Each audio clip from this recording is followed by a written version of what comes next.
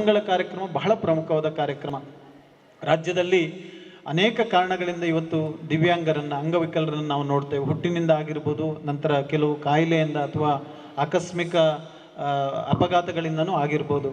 ಅಂಥವರ ಜೀವನಕ್ಕೆ ಸಹಾಯ ಆಗುವ ಹಾಗೆ ವೈದ್ಯಕೀಯ ಸಲಕರಣೆಗಳನ್ನ ಕೊಡ್ತಕ್ಕಂಥದ್ದು, ವೀಲ್ ಚೇರು, ವಾಟರ್ ಬೆಡ್ಡು ಅಥವಾ ವಾಕಿಂಗ್ ಸ್ಟಿಕ್ಸ್ಗಳನ್ನು ಕೊಡ್ತಕ್ಕಂಥದ್ದು, ಯು ಶೇಪ್ ವಾಕಿಂಗ್ ಸ್ಟಿಪ್ಪನ್ನು ಕೊಡ್ತಕ್ಕಂಥದ್ದು.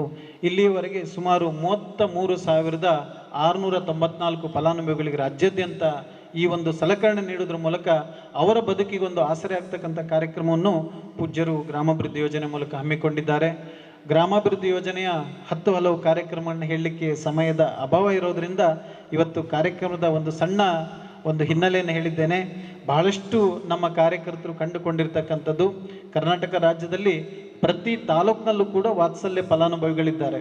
ಯಾವುದ್ಯಾವುದೋ ವಿಚಾರಕ್ಕೆ ಇರ್ಬೋದು, ಅವರು ಒಬ್ಬಂಟಿಗರಾಗುವಾಗ ದುಡಿಯುವ ಶಕ್ತಿ ಇರುವಾಗ ದುಡಿದು ಜೀವನವನ್ನು ಸಾಗಿಸ್ತಾ ಇದ್ರು.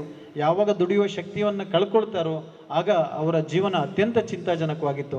ಅಂಥವರ ಆಸರೆಗೆ ಇವತ್ತು ಗ್ರಾಮಾಭಿವೃದ್ಧಿ ಯೋಜನೆಯ ವಾತ್ಸಲ್ಯ ಕಾರ್ಯಕ್ರಮ ಇವತ್ತು ಸುಮಾರು 20,000 ಅಸಹಾಯಕ ವ್ಯಕ್ತಿಗಳನ್ನು ರಾಜ್ಯಾದ್ಯಂತ ಮಾತೃಶ್ರೀ ಅಮ್ಮನವರ ವಾತ್ಸಲ್ಯದಿಂದ ಇವತ್ತು ಸಂಪೂರ್ಣವಾದ ಒಂದು ಪೋಷಣೆಯಲ್ಲಿ ಮಾಡ್ತಾ ಇದೆ. ಎಷ್ಟರ ಮಟ್ಟಿಗೆ ಅಮ್ಮನವರು ಯೋಚನೆ ಮಾಡ್ತಾರಂದರೆ, ಸುಮಾರು 2,094 ಅಸಹಾಯಕ ವ್ಯಕ್ತಿಗಳಿಗೆ ವಾತ್ಸಲ್ಯ ಕಿಟ್ಟನ್ನು ಕೊಟ್ಟರೂ ಕೂಡ ಅವರಿಗೆ ಅಡಿಗೆ ಮಾಡಲಿಕ್ಕೂ ಶಕ್ತಿ ಇಲ್ಲ. ಯಾಕಂದರೆ ಹಾಸಿಗೆಯಲ್ಲೇ ಅವರು ಎದ್ದು ಓಡಾಡೋದು ಕೂಡ ಕಷ್ಟ. ಅವರಿಗೋಸ್ಕರ ಅಮ್ಮನವರು ನ್ಯೂಟ್ರಿಷನ್ ಎಕ್ಸ್ಪರ್ಟ್ಸನ್ನು ಕರೆಸಿ ಅವರಿಗೆ ಸುಲಭವಾಗಿ ಪೌಷ್ಟಿಕ ಆಹಾರ ಸಿಗಬೇಕು, ಆದರೆ ಅಡಿಗೆ ಮಾಡಬಾರ್ದು.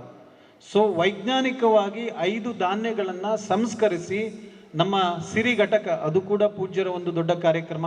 ಸಿರಿ ಘಟಕದಲ್ಲಿ ಅದನ್ನು ನ್ಯೂಟ್ರಿಷನ್ ಎಕ್ಸ್ಪರ್ಟ್ಸಿಂದ ಪೌಡರ್ ಮಾಡಿ ಪ್ರತಿ ತಿಂಗಳು ನಾವು ಎದುರುಗಡೆ ಇಟ್ಟಿದ್ದೇವೆ. 2,094 ಜನರಿಗೆ ನಮ್ಮ ಕಾರ್ಯಕರ್ತರು ಹೋಗಿ ಮನೆಗೆ ಆ ಪೌಡರ್ನ ಕೊಡ್ತಾರೆ.